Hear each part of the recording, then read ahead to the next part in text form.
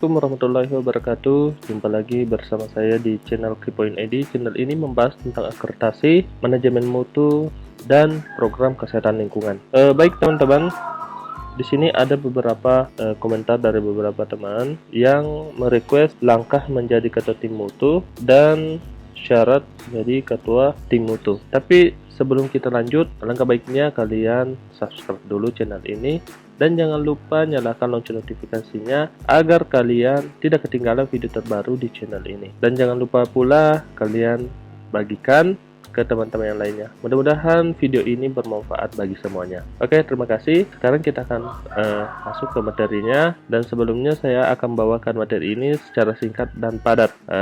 Mudah-mudahan teman-teman cepat memahami apa isi dari video ini. Ya, pengorganisasian tim mutu Puskesmas berdasarkan pedoman tata kelola mutu di Puskesmas pada tahun 2021 ya. Oke, kita skip latar belakang ya, sebagaimana yang dimanatkan dalam peraturan yang mengatur tentang Puskesmas ya. Teman-teman sudah tahu kan peraturan yang mengatur tentang Puskesmas, yaitu Permenkes nomor 43 tahun 2019 tentang Puskesmas ya, bahwa setiap puskesmas harus menetapkan seorang penanggung jawab mutu yang bertanggung jawab untuk mengkoordinir pelaksanaan program peningkatan mutu di puskesmas. Kemudian, tim mutu puskesmas harus mempertimbangkan ketersediaan SDM yang ada di Pasyankes ya. Kemudian, tim mutu puskesmas juga adalah tim yang bertugas dan fungsi untuk melaksanakan program mutu mulai dari perencanaan, pelaksanaan, pemantauan dan evaluasi, serta upaya peningkatan mutu secara berkesinambungan. Bagaimana sih pengorganisasian tim mutu di Puskesmas, teman-teman? Ya. Penanggung jawab mutu dan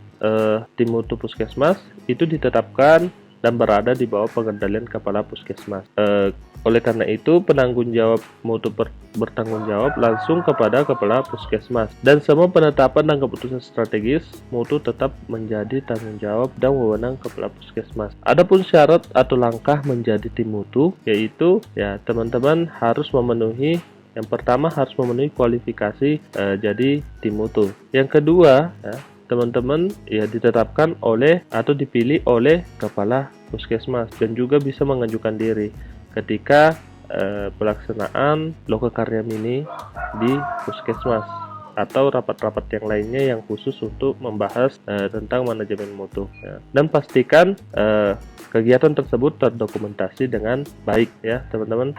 Adapun kualifikasi dari tim mutu nanti akan kita bahas di video ini, dan teman-teman sekali lagi jangan di skip video ini agar kalian tidak ketinggalan informasi. Baik, kita harus tahu dulu bagaimana sih struktur organisasi Puskesmas ya. Sebenarnya di Permenkes 43 tahun 2019 itu struktur organisasi Puskesmas itu ada 3 kategori wilayah ya. Itu disesuaikan dari ketersediaan SDM yang ada di puskesmas tersebut ya. Jadi teman-teman bisa menggunakan struktur organisasi ini, tapi alangkah baiknya jika sesuai dengan peraturan yang ada ya, regulasi yang ada. Untuk daerah yang sangat terpencil itu ya ada sendiri, daerah perkotaan ada sendiri, daerah pedesaan juga ada sendiri. Jadi strukturnya beda-beda. Siapa yang menentukan struktur organisasi? Ya, yang menentukan struktur organisasi itu adalah Dinas Kesehatan ya, Dinas Kesehatan setempat. Baik teman-teman, kita lanjut. Nah, di struktur organisasi Puskesmas ini ada yang namanya penanggung jawab mutu atau tim mutu Puskesmas ya. Penanggung jawab mutu ini membawahi tim mutu Puskesmas. Nah, nanti akan kita bahas apa-apa saja sih dalam tim mutu Puskesmas tersebut ya. Lanjut. Nah, untuk kualifikasi penanggung jawab mutu teman-teman ya, bagi teman-teman harus tahu ini kualifikasinya dan tidak asal tunjuk orang yang menjabat sebagai penanggung jawab mutu di Puskesmas ya. Terutama bagi Kepala Puskesmas itu harus paham tentang kualifikasi penanggung jawab mutu, sehingga jabatan yang diembannya itu betul-betul bisa dipertanggungjawabkan dan bisa menghasilkan komitmen serta implementasi mutu di Puskesmas yang baik. Nah, ini kualifikasi minimal ya.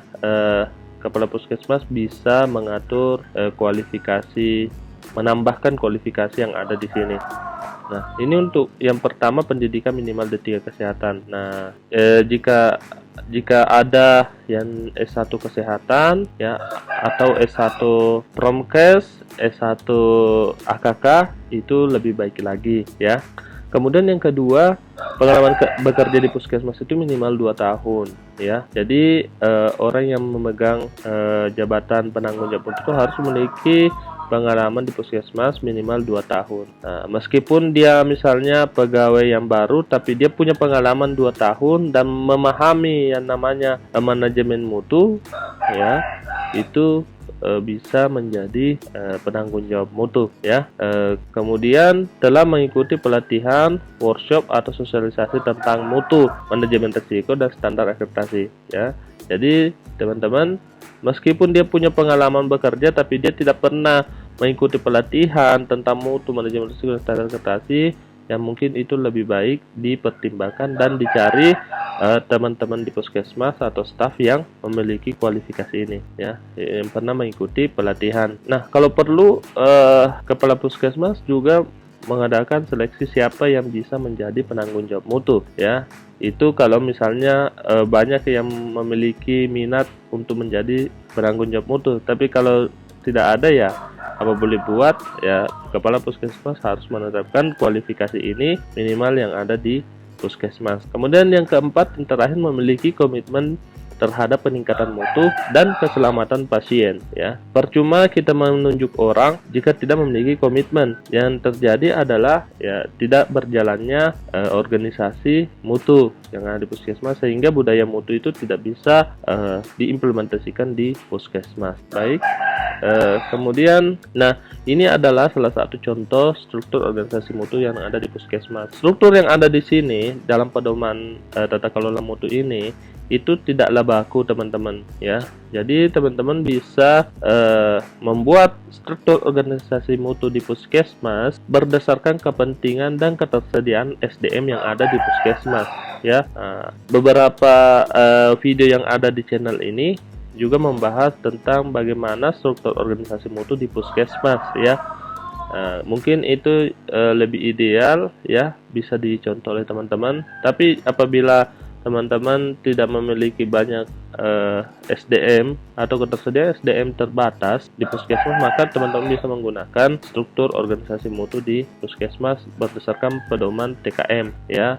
Di sini tim mutu puskesmas itu terdiri dari koordinator keselamatan pasien, koordinator PPI, koordinator manajemen risiko, koordinator audit internal, koordinator K3, koordinator mutu, KMP, UKM, dan UKPP.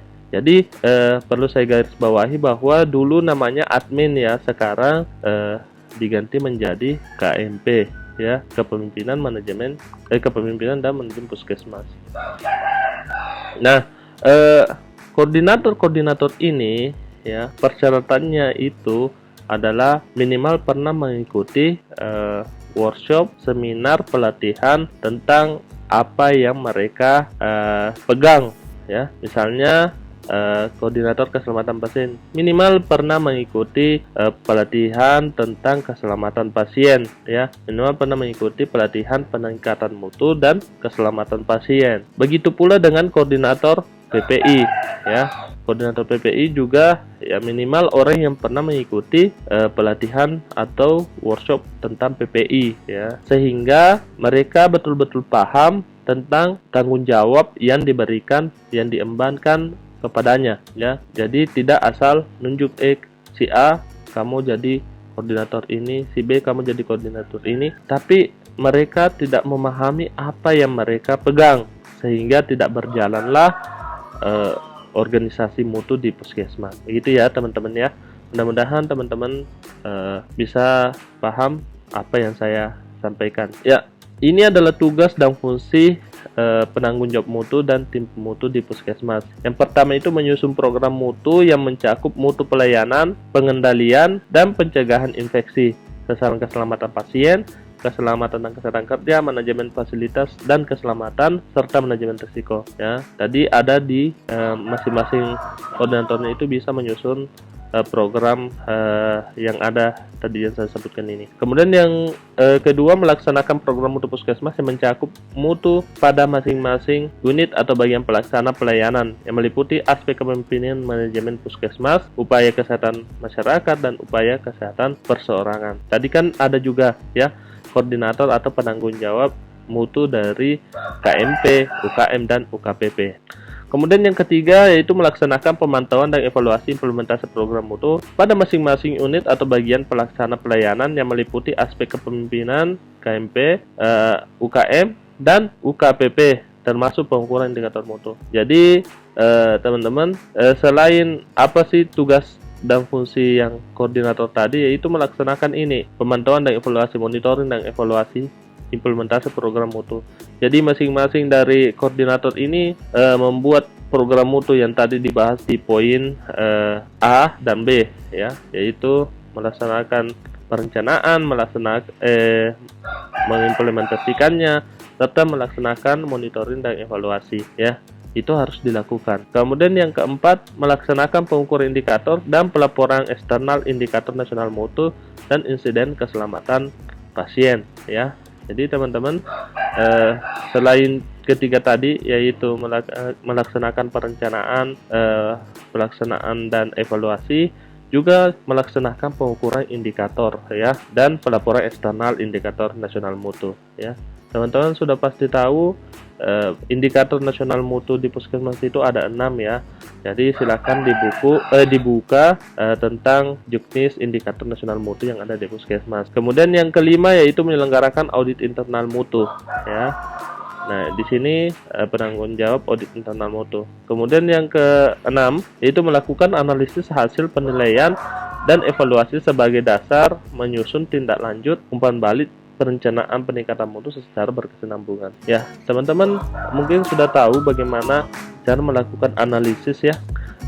Analisis itu yaitu mengolah data-data yang dikumpulkan melalui indikator mutu, itu dianalisis. Kemudian yang ketujuh, memastikan ketersediaan pedoman, kebijakan, dan SOP mutu pelayanan kesehatan di puskesmas. Selanjutnya yang kedelapan, peningkatan pengetahuan dan kemampuan atau skill SDM secara prodik dan berkesinambungan. Nah, teman-teman, itulah penjelasan kami tentang pengorganisasian tim mutu. Mudah-mudahan teman-teman semua paham. Bagi teman-teman yang suka dengan video ini, silahkan di like. Jika tidak suka, silahkan dislike. Dan jangan lupa teman-teman subscribe channel ini dan nyalakan lonceng notifikasinya agar kalian tidak ketinggalan video terbaru di channel ini. Dan terima kasih telah menonton video ini. Sampai jumpa di lain waktu. Assalamualaikum warahmatullahi wabarakatuh.